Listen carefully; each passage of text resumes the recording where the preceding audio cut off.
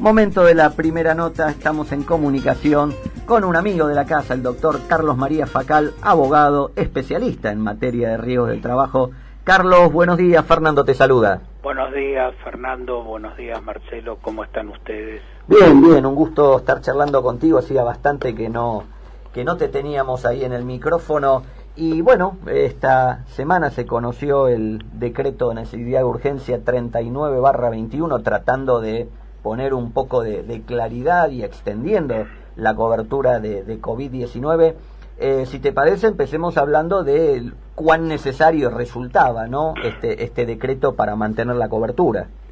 Bueno, en realidad la cobertura que se había otorgado por el anterior decreto, el 367 del 20, también decreto de necesidad de urgencia, a todos los trabajadores excluidos de la obligación del aislamiento social preventivo obligatorio, excluidos del ASPO, ya había vencido en noviembre, porque en noviembre pasamos del ASPO, aislamiento, al DISPO, distanciamiento, y este cambio de letras dejaba sin considerar al COVID-19 como enfermedad profesional no listada, salvo a los trabajadores de la sanidad, que comprenden varios IUS, no solamente médicos, enfermeros, etcétera, sino también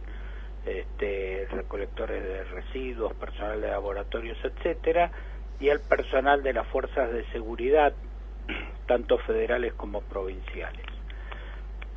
Para estos últimos, la cobertura continúa hasta que cese la emergencia sanitaria, y 60 días más de cesada la emergencia sanitaria, que se va a producir, aunque probablemente se prorrogue, en marzo del 21, el 12 de marzo del 21. Entonces, vamos a recapitular porque esto puede ser medio confuso. En principio, lo que tenemos que decir que el COVID-19 no es una enfermedad profesional, no está originada o agravada o uno se la contagia por trabajar.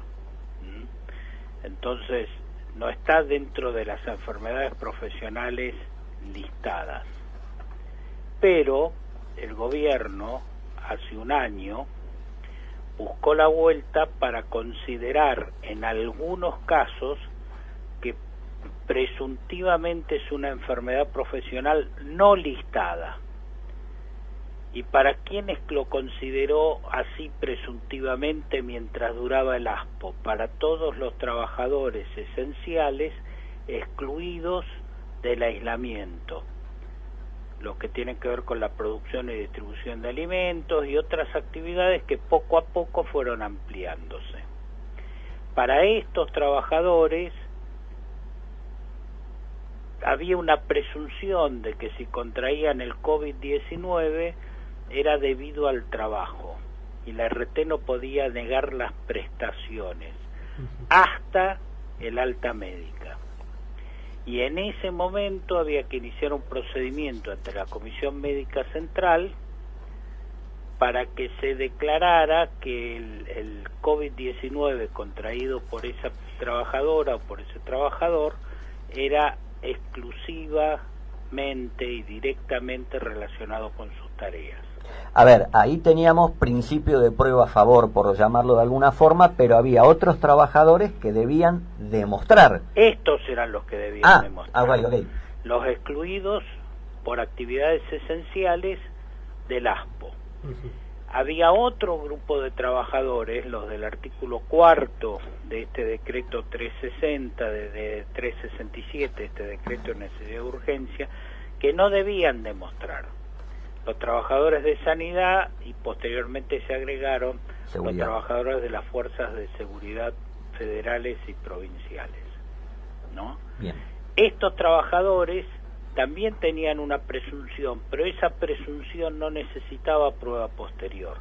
En todo caso, si la RT consideraba que no correspondía o se debía qué sé yo, por ejemplo, se había contagiado durante un viaje ajeno al trabajo o alguna otra cosa, tenía que producir prueba en contrario. O sea, había dos situaciones, la de los trabajadores excluidos del ASPO y la de los trabajadores que no solamente eran excluidos del ASPO, sino que trabajaban en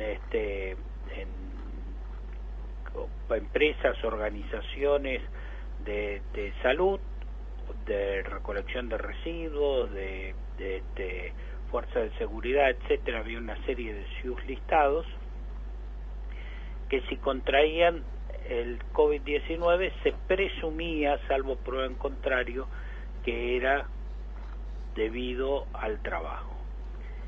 El primer grupo, ciertamente el más numeroso, tenía que presentar esa prueba, pero tenía la chance de que se declarara el COVID-19 fruto del trabajo como enfermedad no listada. Pero esto cesó en noviembre de este año que terminamos, del 2020, donde pasamos en todo el país del ASPO al DISPO. A partir de ahí dejó de existir la presunción. Yo tenía varias consultas de productores, de brokers, de trabajadores que me decían, la RT me dice que ya no existe la presunción porque ya no estamos más en ASPO, no entiendo nada. Y sí, efectivamente, por decreto de Poder Ejecutivo habíamos pasado del ASPO al DISPO, y como el 367 decía que la presunción regía para estos trabajadores mientras durara el ASPO, ya no había presunción. O sea, el COVID-19 no era posible de ser declarado enfermedad profesional, salvo que uno probara que lo había contraído por causa directa y exclusiva del trabajo, lo cual era prácticamente imposible. Ahora, Carlos, este decreto, de alguna forma, salva ese periodo, si se quiere, gris de lo que ocurrió desde noviembre para acá, o esto solamente, de alguna forma, dice, bueno, de acá para adelante es así, pero no toca ese periodo intermedio?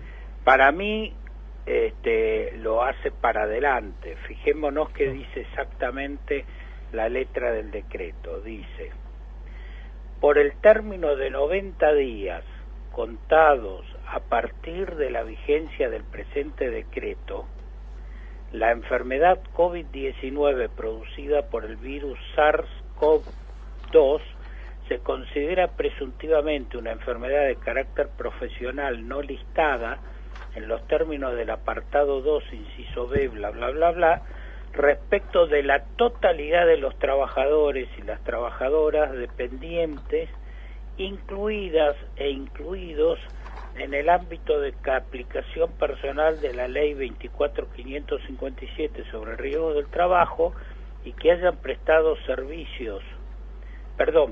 efectivamente tareas en sus lugares habituales fuera de su domicilio particular.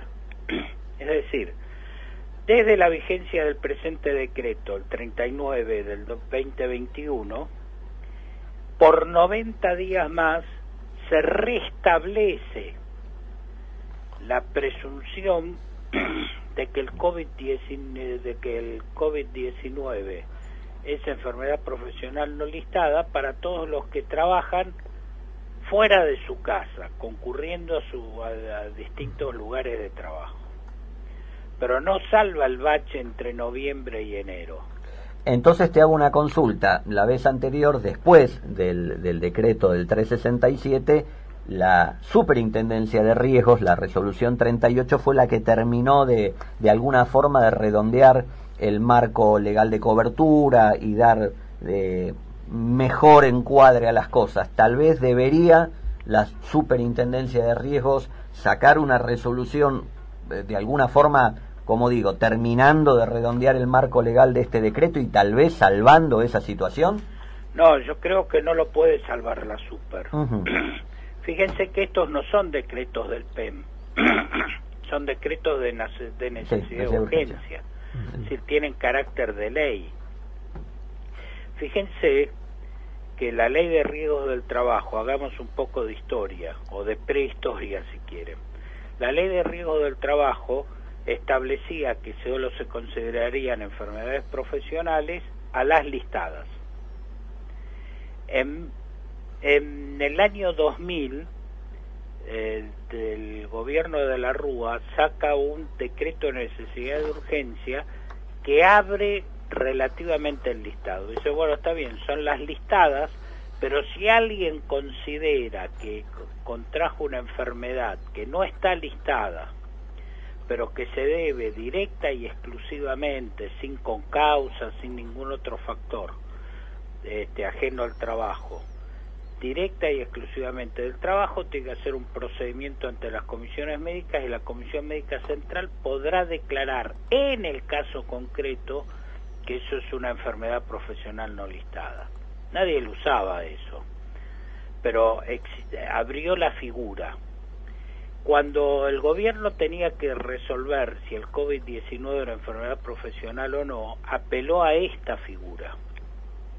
Y lo hizo bien, porque evidentemente el COVID-19 no había ni nacido ni se generaba en el ámbito laboral. Era un agente patógeno que circula en la sociedad, ¿no es cierto? Y que afecta por igual o incluso más a los no trabajadores que a los trabajadores, personas ya retiradas, ancianas, etcétera. Entonces lo hizo a través de este decreto de necesidad de urgencia 367/20, que es un decreto de necesidad de urgencia, o sea, tiene un carácter de ley, que por lo tanto podía modificar la ley de riesgos del trabajo.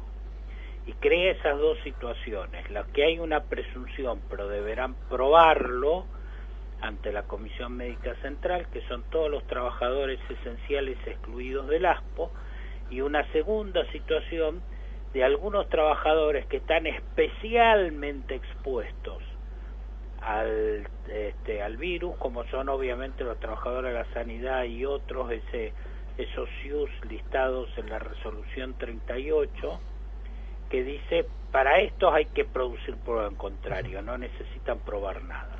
Carlos, Marcelo te saluda. Te quiero preguntar, ¿y qué ocurre con los teletrabajadores? Digamos, con la gente que está trabajando para una empresa, para un empleador desde su domicilio, y si tu opinión profesional es si estamos bien rumbeados con el espectro de cobertura que le estamos dando a la gente o no, o por el contrario la estamos dejando un tanto desguarnecida en cuanto a cobertura. Bueno, lo que pasa es que esos trabajadores nunca, ni antes ni ahora, están para esos trabajadores nunca el COVID-19 puede ser considerado enfermedad profesional, y es razonable. Yo les recuerdo que el tema de la enfermedad profesional tiene un sentido básicamente preventivo, pero preventivo en el ámbito del trabajo. No hay una prevención social, como pongamos la enfermedad del SIDA. Toda la humanidad está expuesta al mal si se dan determinadas circunstancias, pero algunos trabajadores, como por ejemplo el personal de laboratorios o de sanidad, si contraen SIDA y trabajan con fluidos humanos, etcétera, hay una presunción de que para ellos puede ser enfermedad profesional. Para el contador que trabaja en un sanatorio, aunque contraiga el SIDA, no es una enfermedad profesional. Entonces, hay virus u otros patógenos que circulan en el ambiente, y ahí está la prevención personal y social. El que trabaja en su casa es lo mismo, tiene que cuidarse como debe cuidarse cualquier persona en el ámbito de su vida social, personal y laboral, pero no tiene la cobertura de enfermedad profesional no listada en caso de contraer COVID-19. Ni la tuvo antes ni la tiene ahora. Ahora además dice que esta extensión por 90 días es para los que trabajan fuera del domicilio particular. Muy bien, Carlos, un buen repaso de cuál es la situación y clarificar esto, ¿no? De esta extensión que ha planteado el decreto de necesidad de urgencia. como siempre, un gusto tenerte en nuestros micrófonos y te deseamos un muy buen fin de semana. Bueno, un gran abrazo a todos y espero haber sido claro, porque esto es un tema un poco complicado a veces. Siempre haces más claro lo que no lo es. Gracias, Carlitos. Chao, Un abrazo. hasta luego, que les vaya muy bien.